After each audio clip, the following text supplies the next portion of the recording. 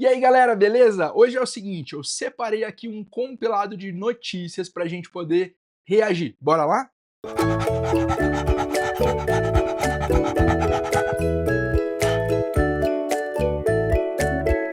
Muita coisa aconteceu aqui. Durante essa semana eu resolvi fazer logo esse vídeo grandão para poder falar de vários acontecimentos do mundo pet. E vou começar pelo seguinte, Gustavo Tubarão, ela que tomou remédio inusitado para poder aliviar a ansiedade. Vamos entender aqui do que ele tá falando. Pra vocês um remédio que é bom pra ansiedade, faz seu dia ficar mais leve e pode diminuir até os sintomas de depressão.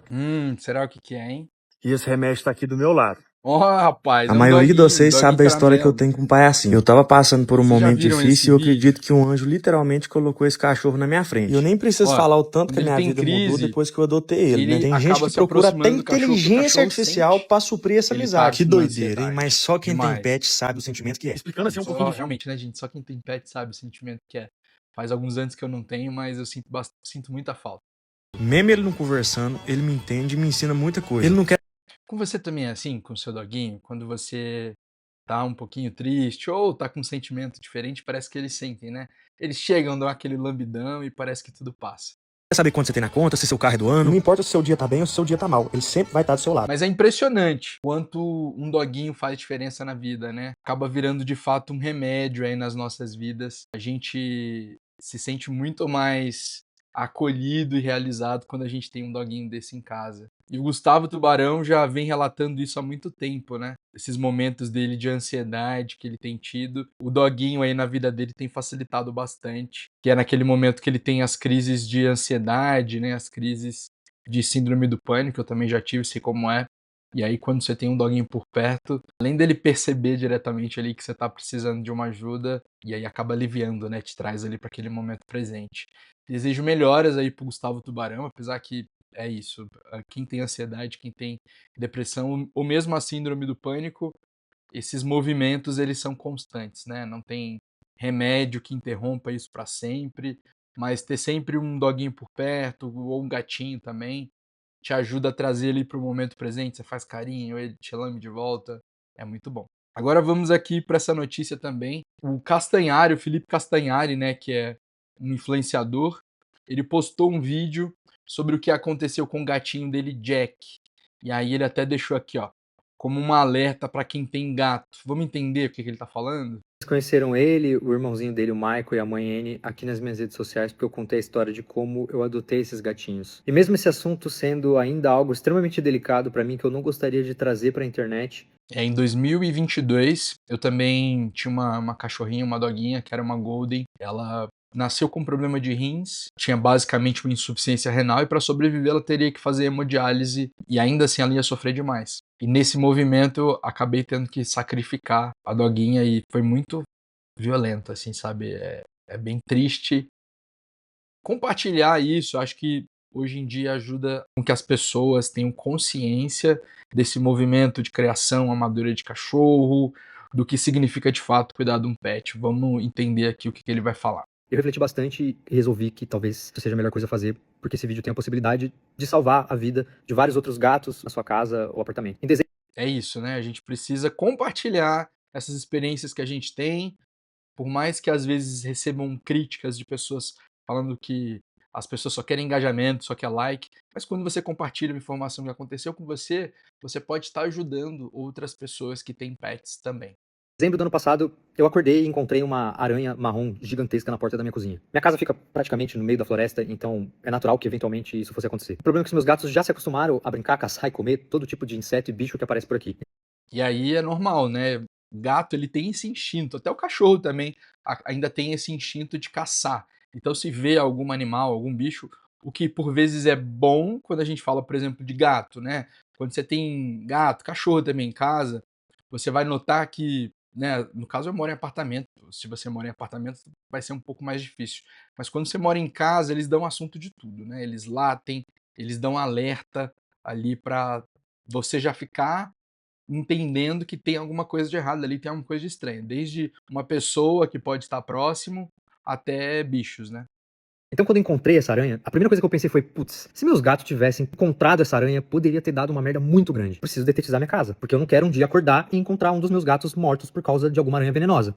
E o jeito que a aranha tem de se defender é realmente com veneno, né, então ele fez certo aqui de procurar uma detetização.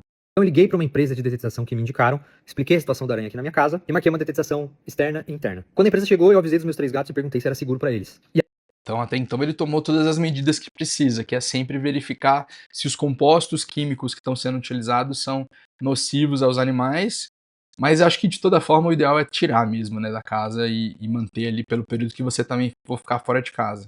E aí começa o absurdo. O que me foi passado é que eu poderia deixar eles presos em um cômodo que não seria detetizado e que depois de 3 horas eu poderia soltar eles normalmente. Eu não vou negar que eu achei estranho. Eu falei, nossa, só 3 horas pra um veneno que mata aranha? Mas eles me garantiram que era só o tempo do veneno secar e que a partir daí já seria seguro pros meus gatos. Por via das dúvidas, eu resolvi deixar meus gatinhos presos por 5 horas antes de soltar eles de novo na casa. É, eu já morei em fazenda e sempre quando a gente fazia detetização em casa, a gente costumava fazer em um dia e a gente só voltava para casa no outro dia. No dia seguinte, por volta do meio-dia, meu gatinho preto, o Jackson, começou a ficar muito estranho. Ele parecia extremamente agitado, as orelhinhas dele não paravam de tremer, ele não parava de se lamber, assim, lamber o rostinho, ele ficava lambendo o rosto o tempo inteiro. Já é ali um sinal de intoxicação, né? Provavelmente o veneno deve estar irritando ali os olhos dele.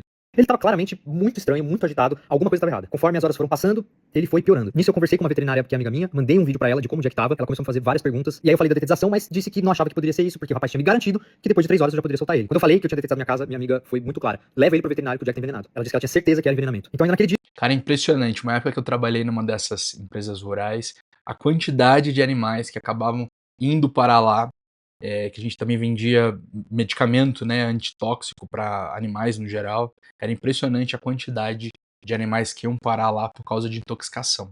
eu fui correndo pro veterinário, expliquei o que tinha acontecido e deixei o Jack lá internado. E quando eu ainda tava no caminho, eu mandei mensagem pra empresa e pedi pra que eles me enviassem urgente qual que era o veneno que eles tinham usado. E eles me mandaram essa foto aqui, ó. Olha lá, gente. Estão mandando aqui, tá escrito, ó, venda restrita a instituições. Esses produtos são perigosos à saúde humana, animal e ao meio ambiente. Olha só. Conserve fora do alcance das crianças e dos animais domésticos. Bifentrina. Se você reparar ali na advertência, tá claro que esse produto ele é perigoso para a saúde humana e animal, e que o produto deve ser mantido fora do alcance de crianças e de animais de estimação. E uma pesquisa rápida minha mostrou que o mínimo recomendado para afastamento de animais de estimação quando detetizado com esse tipo de produto era de 24 horas. Tá vendo o que eu falei lá no começo, né? Geralmente, quando a gente ia fazer isso em casa, a gente só voltava no outro dia, pelo menos, era 24 horas mesmo. O mínimo 24 horas, mas que o ideal era deixar de 2 a 3 dias. Principalmente se você tem gatos que andam por todo o quintal, se esfregam em todo o cantinho de todos os lugares, que são exatamente onde eles detetizaram, e que ainda depois se lambem e lambem os outros gatos, que eles são da Porque é uma forma natural, né, gente? O gato, ele tanto demonstra amor, quanto ele se limpa se lambendo. E é natural que ele se esfregue em todos os cantos, né?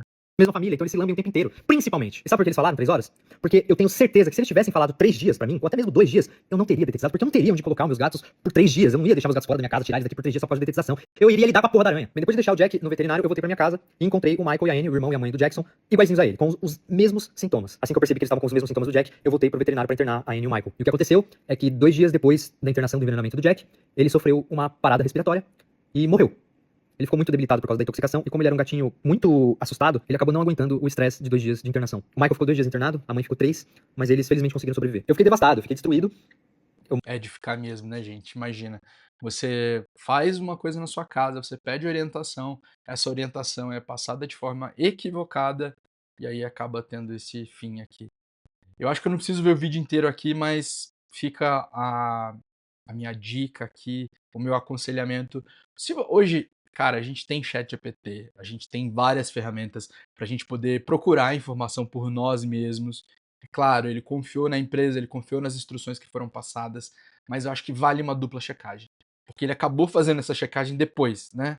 Então, não estou colocando a culpa aqui nele, a culpa com certeza é da empresa que fez essa detetização, mas fica aí o aconselhamento para que você aí de casa possa fazer essa dupla checagem, consulta um amigo que é veterinário, sempre antes de fazer alguma, até obra, até se você for fazer obra, geralmente cachorro e gato eles podem ter algum tipo de alergia, não só necessariamente a venenos, como esse caso, né, para poder matar aranha, mas a outros produtos químicos, né, desde um selador, tinta de parede, todos esses produtos eles podem fazer mal, tanto aos gatinhos quanto aos cachorros. Vamos dar andamento aqui, ó. Márcio Garcia eterniza Camundongo em diamante feito com pelos de animais. Olha só.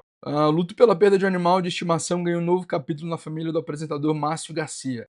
Após a morte de Dogo, um cão da raça Dogo argentino que faleceu em dezembro de 2025, vítima de um linfoma, cada vez mais comum, né, gatos e cachorros tendo câncer, Até porque eles estão vivendo mais também, né, gente? Aí uma coisa acaba sendo associada à outra, fora o tipo de alimentação, né? Cãozinho Dogo, ele morreu ali em dezembro de 2025 e o ator optou por transformar os pelos do animal em um diamante. A iniciativa, que utiliza tecnologia de ponta para converter carbono orgânico em pedra preciosa, reflete uma tendência crescente entre as chamadas famílias multiespécies, que buscam rituais de despedida. É isso, né? É a forma que as pessoas têm para poder lidar com esse luto. A partida de Dogo não foi apenas uma perda de animal de guarda, mas de um membro da família. Em depoimento emocionante nas redes sociais, o Márcio Garcia relatou ter passado a última noite ao lado do companheiro. Eu acompanhei essa história. Um período de dor para toda a família, escreveu o apresentador. A situação vivida na casa dos Garcia é um espelho da realidade nacional. Dados da World Animal Protection indicam que 94% dos brasileiros que têm cães os consideram como parte integrante do núcleo familiar, com certeza. Para lidar com a ausência, especialmente no caso de seu filho João de 11 anos, a família seguiu orientações de especialistas que sugerem a criação de rituais de despedidas claros. No caso de Márcio, a despedida se materializou em laboratório com a criação desse diamante. Acho que, de toda forma, o que a gente realmente precisa é entender que esse é um momento de dor e que a gente pode ter meios para poder passar por essa dor, lembranças, mas que, de toda forma, né, os psicólogos já recomendam que esse momento ele seja vivido, né? Que as emoções elas não sejam suprimidas. Essa atitude aqui do Márcio Garcia, apesar de não ser um procedimento nada barato, não é nada acessível a muitas famílias, mas é uma forma, né, de passar por esse momento, principalmente com o filho dele aí de 11 anos. Vamos para a próxima matéria aqui, ó. Menino de 10 anos cria restaurante para pets em frente de casa para alimentar cães de rua. Bom, primeira coisa que eu vejo aqui é que essa é uma imagem feita por IA, né, gente? Acredito aqui que esse adotar.com.br esteja usando só como uma ilustração, né, de fato do acontecido. Preocupado com a fome dos animais que passavam pela rua, um menino do interior da Bahia montou uma estrutura criativa usando canos de PVC. Ele instalou comedouros e bebedouros automáticos que ficam sempre cheios de ração e água fresca. O projeto incentivou os vizinhos também a doarem pacotes de comida, mantendo o estoque sempre em dia. O menino faz a limpeza dos potes diariamente, importante, né? Afinal, isso aqui também pode acabar trazendo ratos, né? E aí acaba contaminando os animais também que vão comer dessa ração que fica ali disponível. O menino faz a limpeza dos potes diariamente e garante que nenhum animal saia dali com fome, transformando sua calçada em um ponto de referência de bondade e cuidado comunitário. Olha, e até tem um comentário aqui, ó. Não é sobre idade, sobre caráter, com certeza. A gente tem discutido bastante aqui, principalmente com o podcast do Santo Focinho, sobre o que falta para a gente evitar que animais continuem sendo abandonados, continuem sendo maltratados. E a conscientização, essa ideia, esse pensamento, ele precisa surgir desde criança, né? Essa criança que, quando crescer, não vai crescer com uma outra mentalidade que não seja cuidar de animais, né? Esse tipo de atitude aqui, apesar que a gente não tem como comprovar, né, para saber se essa história de fato é uma história verídica, né? Mas com certeza esse tipo de atitude aqui, mesmo possa não ser real, pode engajar que pessoas tenham atitudes semelhantes, né?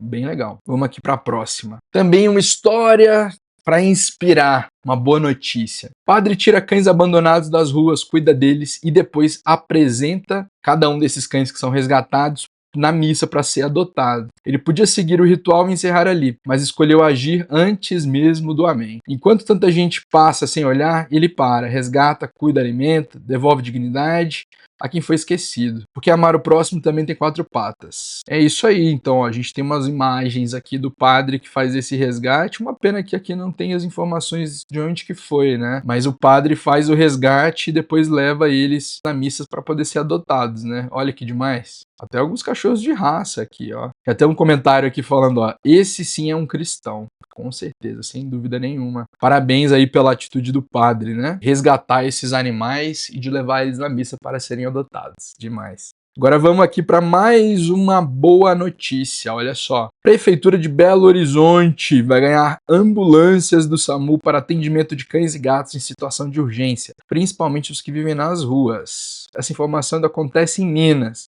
Belo Horizonte vai colocar em funcionamento o SamuVet, um serviço de atendimento móvel veterinário de urgência que contará com ambulâncias destinadas ao resgate de cães e gatos em estado crítico. A proposta é priorizar animais vítimas de atropelamentos, maus tratos e outras situações emergenciais, com atenção especial àqueles que vivem em situação de rua. De acordo com a prefeitura, O projeto incluirá equipes capacitadas e oferecerá atendimento gratuito nos casos de urgência, fortalecendo a rede de proteção e cuidado animal da capital mineira. Que bênção, que bom, que sirva de exemplo aí para outras prefeituras também estabelecerem esse serviço aí para poder resgatar os animais de rua, cuidar deles, né, e que espero que depois sejam encaminhados para abrigos também, né, e também aqueles cães que são criados por pessoas de baixa renda, que não têm condição de pagar um plano de saúde para um pet, que não tem condição de pagar uma consulta com o veterinário, né, esse projeto aqui merece o nosso reconhecimento.